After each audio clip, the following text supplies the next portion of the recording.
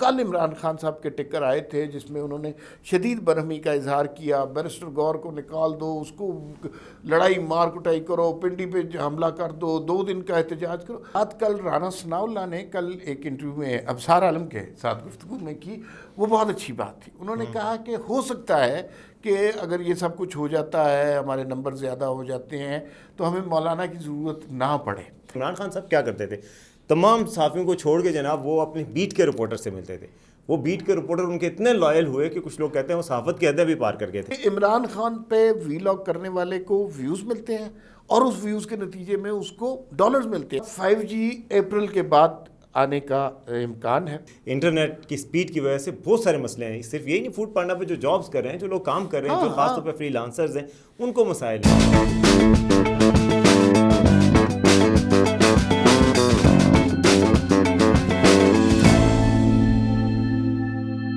السلام علیکم. We talk کے ساتھ میں ہوں وسیم عباسی، عمار مسعود صاحب کے ساتھ.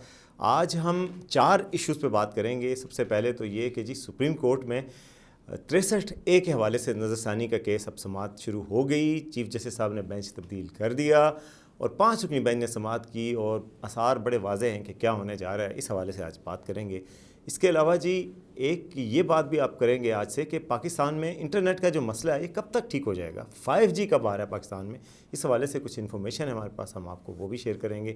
اور اسی بدلتے ہوئے پاکستان، ڈیجیٹل پاکستان میں ہم یہ بھی دیکھ رہے ہیں کہ مسلم لیگ نون کی حکومت کتنی اگنورینٹ ہے ڈیجیٹل میڈیا کے حوالے سے، اور کس طرح ان کو اگنور کر کے ابھی بھی 90s کی دہائی میں رہنے کی کوشش کر رہے ہیں. اس حوالے سے بھی آج ہم آپ سے بات کریں گے.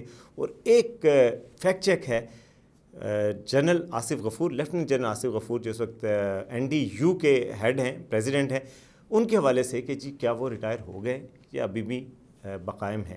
تو اس حوالے سے بھی بات ہوگی. تو عمار صاحب سب سے پہلے تو میرا خیال ہے اس پہ بات سپریم کورٹ کے حوالے سے بات کر لیتے ہیں. دیکھیے سپریم کورٹ میں چیزیں بڑی ریپڈلی ہونا شروع ہوئی ہیں. آج وہ بینچ میں جسٹس منیب اختر نہیں آئے اور وہ بینچ پھر نیا بن گیا. جسٹس نعیم اختر افغان کو انہوں نے شامل کر لیا، افغان کو انہوں نے شامل کر لیا. پھر وہ جو ہے اس کمیٹی کی طرف رجوع کیا گیا جو بینچ بناتی ہے، اس میں منصور علی شاہ نہیں آئے. تو پھر 2 لوگوں نے، چونکہ وہ 3 لوگوں کی 3 رکنی کمیٹی ہے، 2 لوگ اس میں بیٹھ کے جسٹس امین الدین اور جسٹس قائد فائزی حسن نے یہ ایک بینچ نیا بنا. اب دیکھیں نا عمار صاحب، اگر کمیٹی میں جج آئیں گے نہیں جو کہ ممبر ہیں اور جان بوجھ کے اس کو ڈیلے کرنا یا سبوتاج کریں گے تو کیا کیا جاتا. اور لوگ کہتے ہیں کہ کمیٹی نہیں آئی، طریقہ غلط ہے. وہ آئیں، ان کو منع نہیں کیا گیا، پہلی بات ہے. ان کو بلایا گیا تھا، وہ نہیں آئے، وہ نہیں بیٹھے. اب دیکھیں پریکٹیکلی کیا ہونا تھا. اگر وہ بیٹھتے اور ان 2 ججوں نے ایک فیصلہ کرنا تھا تو پریویل کس نے کرنا تھا؟ انہی 2 ججوں کا فیصلہ، کیونکہ میجورٹی میں. تو بیسیکلی اگر 2 جج ایک متفق کر رہے ہیں تو 3 کی ضرورت ہی نہیں رہتی کہ 2 اب ایک طرف ہو گئے. لیکن آج جو زیادہ تر بحث ہوئی نا وہ اس موضوع پر ہوئی کہ کوئی ممبر جب ووٹ ڈال دیتا ہے تو تب وہ مجرم ہوتا ہے یا اس سے پہلے اپنے انٹینٹ سے، ابھی اس نے جرم کیا نہیں ہے تو وہ اس وقت مجرم قرار دیا جائے گا اور نااہل ہو جائے گا. یہی سارا بحث چل رہی ہے. اصل میں اس آرٹیکل کے ساتھ نا عدالتوں نے کھیلا بھی بہت ہے. آپ کو پتہ ہے یہ کب سے قصہ شروع ہوا ہے؟ 2022 سے. یہ پنجاب اسمبلی کا الیکشن جس میں پرویز الہی بعد میں وزیر اعلیٰ جن کو بنوایا گیا وہ نہ ہوتا، پھر اس کے بعد عمران خان ماڈل ٹاؤن میں نہ جاتے، پشاور جاتے، پنجاب کی اسمبلی نہ ٹوٹتی، KPK کی اسمبلی نہ ٹوٹتی، پھر اس کے بعد ملک میں جو فساد ہوا یہاں تک نوبت آئی ہے اس ایک عدالتی غلطی کی. تو اس کو ریکٹیفائی کرنے کی کوشش کیا جا رہا ہے. جو واقفان حال ہیں وہ کہہ رہے ہیں کہ یہ معاملہ تب تیزی سے لپیٹے جائیں گے اور شاید کل تک جو بحث ہے وہ ختم ہو جائے. بالکل. دیکھیں نا آج سپریم کورٹ کی بار کی جو نمائندگی تھی وہ ہو گئی ہے اور اس میں انہوں نے دلائل دے دی ہیں. 3 پارٹیاں ہیں ٹوٹل. سپریم کورٹ بار ہے، حکومت ہے جس کی اٹارنی جنرل نمائندگی کریں گے، اور PTI ہے جس کی بیرسٹر علی ظفر کر رہے ہیں. تو 3 تو پارٹیاں ہیں، تینوں کے دلائل ہو جائیں گے. ایک کے آج ہو گئے ہیں، 2 کے کل ہو جائیں گے. میرا خیال ہے کل تک دلائل مکمل ہو جائیں گے تو فیصلہ محفوظ ہو جائے گا، یا پھر پرسوں تک دلائل چلے جائیں گے میکسیمم. یعنی کہ ٹیوزڈے آج ہے، وینسڈے، تھرسڈے تک آ جائے گا. تھرسڈے تک فیصلے کے امکان ہیں. اچھا، اس فیصلے سے لوگوں کو یہ بھی پتہ ہونا چاہیے کہ فیصلے سے ہوگا کیا، کہ حکومت کو پھر 2/3 اکثریت حاصل ہو جائے گی، پھر وہ اپنے فیصلے کر سکیں گے، آئینی ترامیم منوا سکیں گے. قومی اسمبلی میں تو اکثریت حاصل ہو جائے گی. سینٹ کے لیے پھر بھی مولانا فضل الرحمان کی ضرورت پڑے گی. جو بات کل رانا ثناء اللہ نے کل ایک انٹرویو میں ابصار عالم کے ساتھ گفتگو میں کی، وہ بہت اچھی بات تھی. انہوں نے کہا کہ ہو سکتا ہے کہ اگر یہ سب کچھ ہو جاتا ہے، ہمارے نمبر زیادہ ہو جاتے ہیں تو ہمیں مولانا کی ضرورت نہ پڑے، لیکن پھر بھی چونکہ ہم ان کے ساتھ ڈسکشن میں ہیں، وہ ایک عالم دین بھی ہے، ایک سیاسی لیڈر بھی ہیں، پی ڈی ایم کے قائد بھی رہے ہوئے ہیں، تو ان کی انڈورسمنٹ کے بغیر ہمیں نہیں جانا چاہیے، which was a very good. اور اس کے علاوہ میں آپ کو بتاؤں، رانا صاحب تو ایک پارٹی کی نمائندگی کر رہے ہیں نا، لیکن محسن نقوی صاحب بھی رات گئے پہنچے ہیں مولانا فضل الرحمان کے گھر، اور انہوں نے جا کے اس کے بعد جو وزارت داخلہ کی طرف سے پریس ریلیز جاری ہوئی، میں اس کو پڑھ رہا تھا جی، اس میں تو کوئی 5-6 تعریفیں لکھی ہوئی ہیں جو شاید مولانا صاحب نے خود بھی کبھی نہیں اپنے لیے استعمال کی ہوں، کہ ایک مدبر، ایک سینئر سیاستدان، ایک قانون کی بالادستی پہ یقین رکھنے والے، ایک پارلیمان کے حوالے سے بہت اہم کردار ادا کرنے والے، ایک زیرک سیاستدان، یہ الفاظ یوز کر کے انہوں نے کیا ہے. تو اس کا مطلب ہے ان کو کسی اور جگہ سے بھی کہا گیا ہے، اور کسی اور جگہ سے بھی ان کی عزت ہو رہی ہے. گلدستہ لے کے گئے تھے باقاعدہ. اچھا، یہ جو جب محسن نقوی صاحب پہنچے نا، ایک تو اچانک پہنچے ہیں، اس وقت کراچی اور لاہور سے عمائدین آئے ہوئے تھے، مولانا صاحب کے پاس بڑا کھانے کا انتظام تھا، لیکن کھانے کے انتظام جب کھانا آخری دموں پہ تھا تو اس وقت محسن نقوی صاحب آ گئے، تو ظاہر ہے وہ کھانے کو چھوڑ کے محسن نقوی صاحب کو وقت دیا گیا. یہ جب محسن نقوی صاحب گئے ہیں بعد بہت لیٹ ہو گیا تھا، اور یہ پھر بعد میں مولانا صاحب کچھ تو وزارت داخلہ نے کچھ چیزیں جاری کی ہیں، کچھ جے یو آئی کی طرف سے شیئر ہوئی ہیں. جے یو آئی کی طرف سے جو شیئر ہوئی ہیں دے ور مور سینسیبل، کہ انہوں نے دن کے وقت شیئر کی ہیں جب صحافی اٹھ گئے ہوں. اچھا، یہ جو ایک آخری نقطہ صرف سپریم کورٹ کے حوالے سے، کہ سپریم کورٹ میں جو کچھ ہو رہا ہے اب اٹ از ویری انیویٹیبل اور نوشتہ دیوار ہے کہ اگلے دنوں میں کیا ہونا ہے. آئینی ترمیم آنے والی ہے. تو جو کل عمران خان صاحب کے ٹکر آئے تھے جس میں انہوں نے شدید برہمی کا اظہار کیا، بیرسٹر غور کو نکال دو، اس کو لڑائی مار کٹائی کرو، پنڈی پہ حملہ کر دو، 2 دن کا احتجاج کرو، وہ فرسٹریشن میں تھے کیونکہ انہیں اسمبلی کے یہ کورٹ کی کارروائی کا پتہ چل رہا ہے، اور اس کی وجہ سے اب وہ جو ہے نا بہت اضطراب کا شکار ہے. بالکل. اور آئینی ترمیم بالکل آیا ہی چاہتی ہے. مجھے لگتا ہے اس ہفتے کے آخر تک آئینی ترمیم کے حوالے سے چیزیں سامنے آ جائیں گی. اسی وجہ سے انہوں نے جمعے کا دن رکھا ہے. عمران خان صاحب نے جمعے والے دن انہوں نے کہا ڈی چوک پہنچو، ڈی چوک پہ احتجاج ہو، اور جمعہ یہ ہفتے والے دن ترمیم کا بھی امکان ہے. تو ان کو یہ شاید یہ پتہ تھا کہ ہفتے کے اینڈ پہ کیس کا فیصلہ بھی ہو چکا ہوگا، اور ترمیم یار ویسے انفارمیشن پوری ہوتی ہے خان صاحب کو، یہ بڑی بات ہے. جیل میں ہیں، ان کے پاس اتنی انفارمیشن ہوتی ہے. دیکھیں وہ ماڈرنائزڈ ہیں. اب اسی پہ سے ملتی جلتی دوسری بات میں آپ کو بتاؤں کہ عمران خان صاحب کے اپڈیٹڈ کتنے ہیں. ایک تو نئے ٹرینڈ سے اپڈیٹڈ ہیں، ڈیجیٹل میڈیا سے اپڈیٹڈ ہیں. دوسری طرف آپ دیکھیں دوسری جماعت کام بھی اچھا کر رہی ہے. مریم نواز صاحبہ نے جو پروجیکٹ شروع کیے ہیں بے مثال ہے. مجھے یہ ہونہار والا پروجیکٹ بہت اچھا لگا ہے کہ یار ہونہار اسکالرشپ مل رہے ہیں. کل بچوں کو سکیورٹیز دے رہی تھیں، یہ بھی ایک اچھی چیز ہے. یعنی وہ نوجوانوں کی نبض پہ ہاتھ ہے کہ جی وہ نوجوان نسل جو ہے وہ کیا چاہتی ہے، وہ کس طرح کے پروجیکٹس میں، کس طرح کے فیوچرسٹک انڈیورز میں انٹرسٹڈ ہے. تو وہ سارے کر رہے ہیں، مگر جہاں سے مار کھا رہے ہیں وہ میڈیا ہے.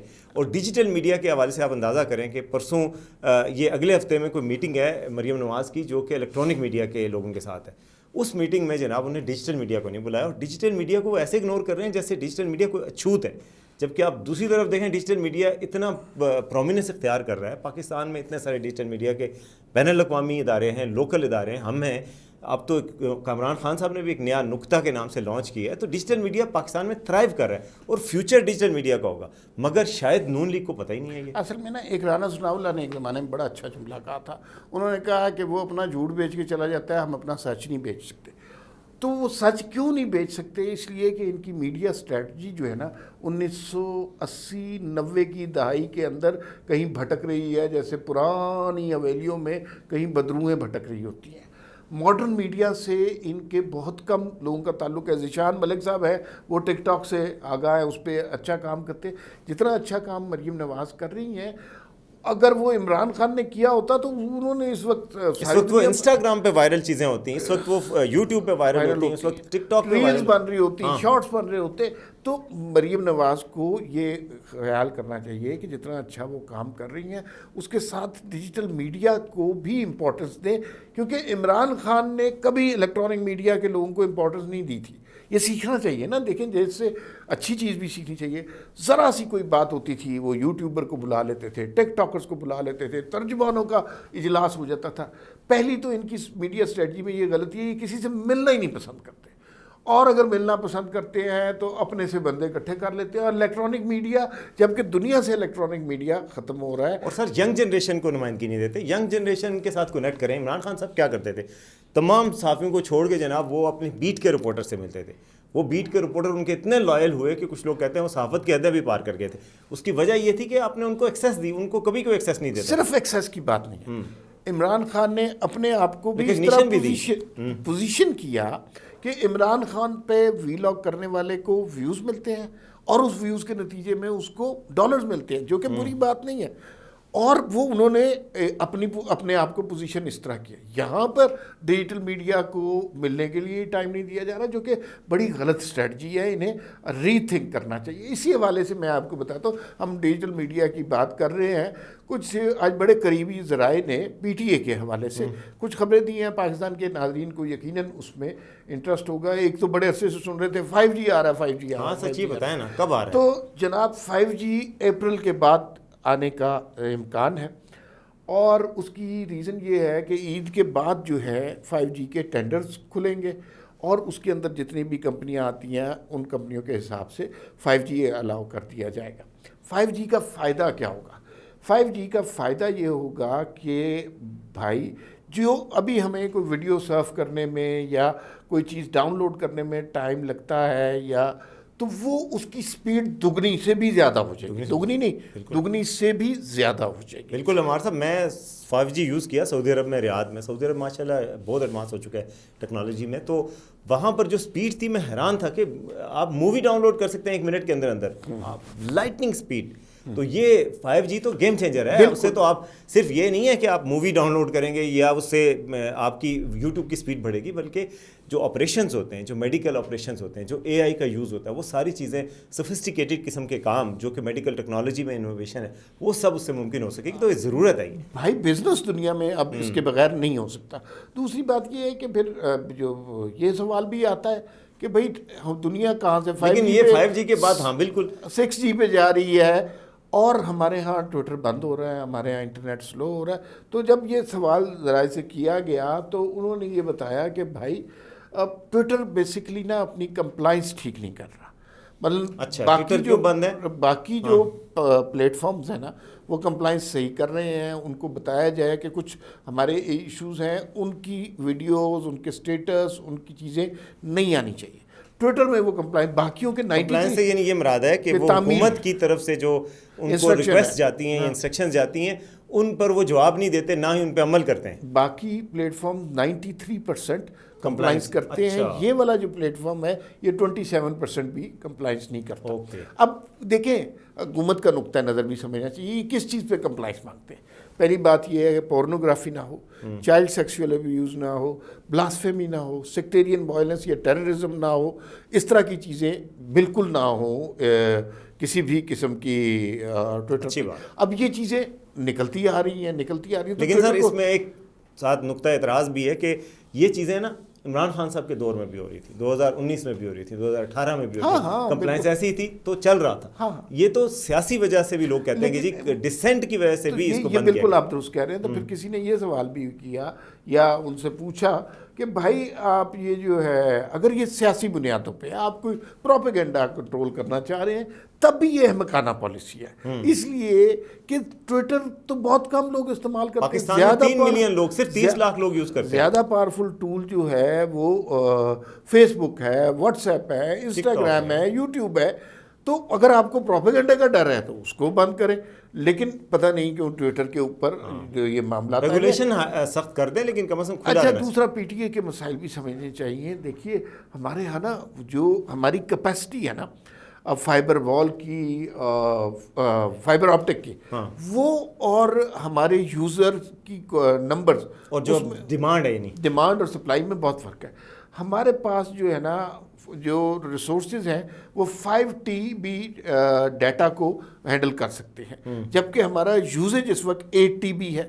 تو وہ کہہ رہے ہیں کہ اگلے مہینے کے وسط تک اکتوبر کے اس مہینے یعنی اسی بلکہ مہینے کے، ہاں۔ اسی مہینے میں یہ جو ہے ہم اس کو بڑھا دیں گے 90 بھی ہو جائے گا، جس سے یہ جو سلونیس آف نیٹ ہے نا، جس کا آج کل ہر کوئی شکار ہے کہ آڈیو فائل نہیں ڈاؤن لوڈ ہو رہی واٹس ایپ پہ، ویڈیو فائل نہیں ڈاؤن لوڈ، یہ تقریباً 20 اکتوبر تک یہ معاملات ٹھیک ہو جائیں گے، جو کہ بہت بڑی سنا رہے ہیں آپ، بڑی خوشخبری کی بات ہے۔ لیکن یہ باتیں پہلے بھی ہم نے سنی، اللہ کرے کہ اس دفعہ ایسا ہو جائے کہ جو آپ لوگوں کے مسائل ہیں، جو ناظرین کے مسائل ہیں کہ انٹرنیٹ کی سپیڈ کی وجہ سے بہت سارے مسئلے ہیں، صرف یہی نہیں، فوڈ پانڈا پہ جو جابس کر رہے ہیں، جو لوگ کام کر رہے ہیں، جو خاص طور پہ فری لانسرز ہیں، ان کو مسائل ہیں، مطلب یہ روزی روٹی کا مسئلہ ہے، لائف اینڈ ڈیتھ کا مسئلہ لوگوں کے لیے۔